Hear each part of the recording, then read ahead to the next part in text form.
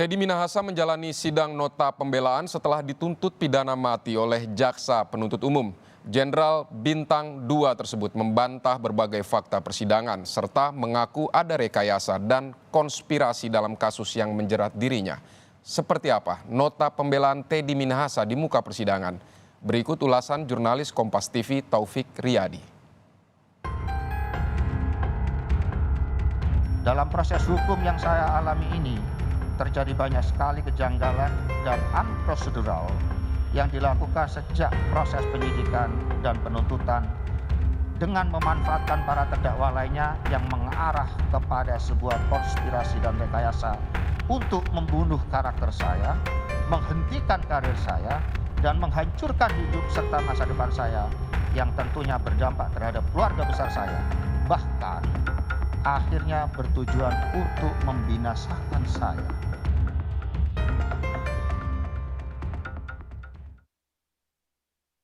Mati menjadi tuntutan yang diberikan oleh jaksa penuntut umum kepada mantan Kapolda Sumatera Barat, Teddy Minahasa.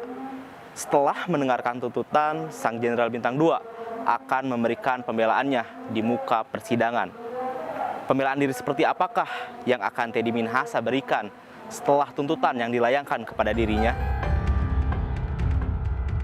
Sebuah industri dan konspirasi menjadi judul nota pembelaan Teddy Minahasa di muka persidangan.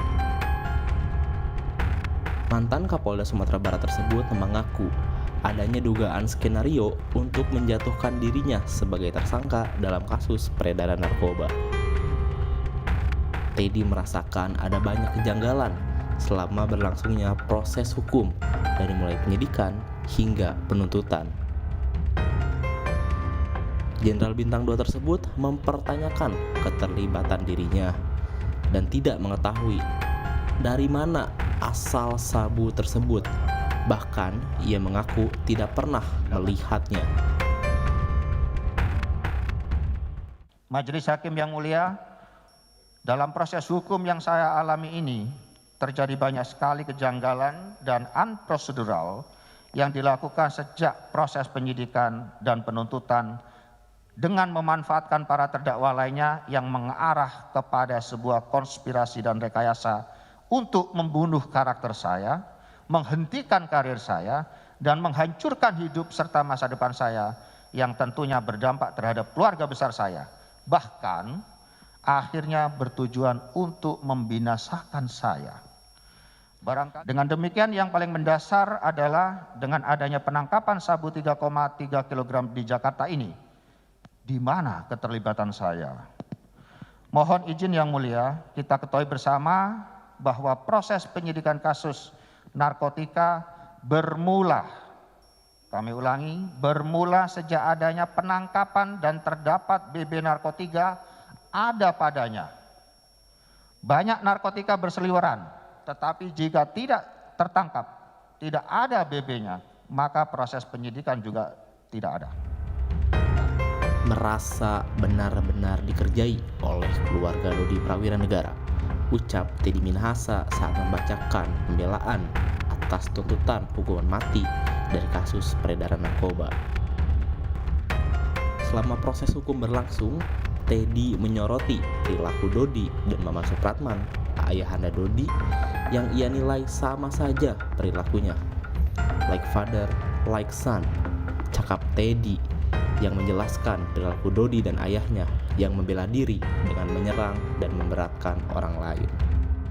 Surat terbuka Maman Supratman juga dapat dimaknai bahwa Maman Supratman meragukan independensi Majelis Hakim yang mulia dalam mengadili perkara ini.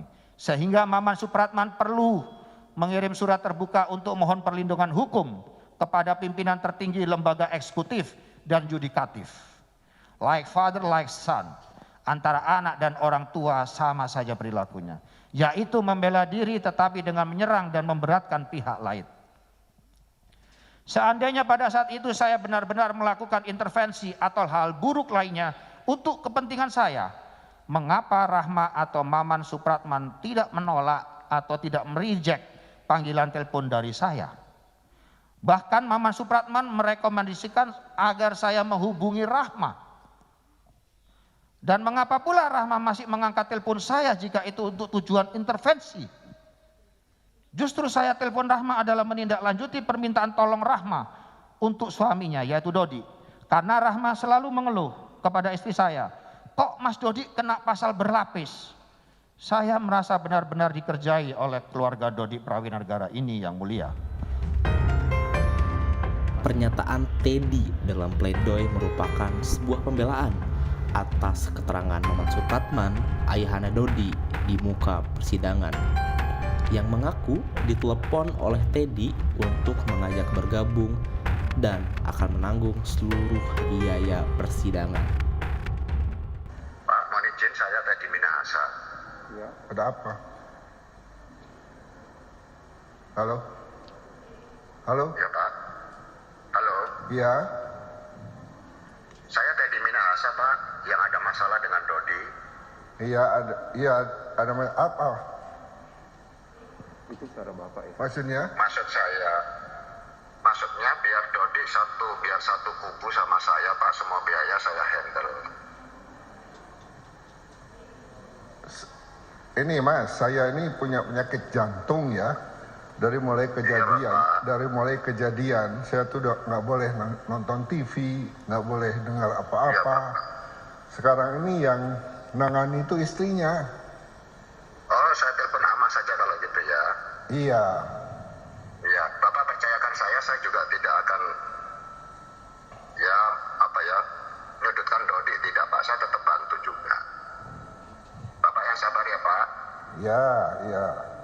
Saya hubungi Ama Pak. Ya. Sebelumnya, mantan Kapolda Sumatera Barat, Teddy Minahasa, telah menjalani sidang tuntutan dan dituntut hukuman mati oleh Jaksa Penuntut Umum. Jaksa Penuntut Umum meyakini Teddy bersalah dalam kasus peredaran narkoba yang menukar barang putih sabu dengan tawas seberat 5 kg. Menyatakan terdakwa Teddy Minahasa Putra bin Haji Abu Bakar telah terbukti secara sah dan meyakinkan bersalah melakukan tindak pidana turut serta melakukan secara tanpa hak atau melawan hukum, menawarkan untuk dijual, menjual, menjadi perantara dalam jual beli, menukar dan menyerahkan narkotika golongan 1 bukan tanaman yang beratnya lebih dari 5 gram. 2. Menjatuhkan terhadap terdakwa Teddy Minahasa Putra bin Haji Abu Bakar dengan pidana mati. Dengan perintah terdakwa tetap ditahan. Pembelaan sudah dibacakan. Proses persidangan sudah mendekati ujungnya. Kini giliran jaksa yang akan menanggapi pembelaan Sang Jenderal Bintang 2. Mampukah kata-kata Teddy Minahasa meyakinkan Majelis Hakim untuk menentukan putusan di akhir persidangan? Taufik Riyadi, Subandi, Kompas TV, Jakarta.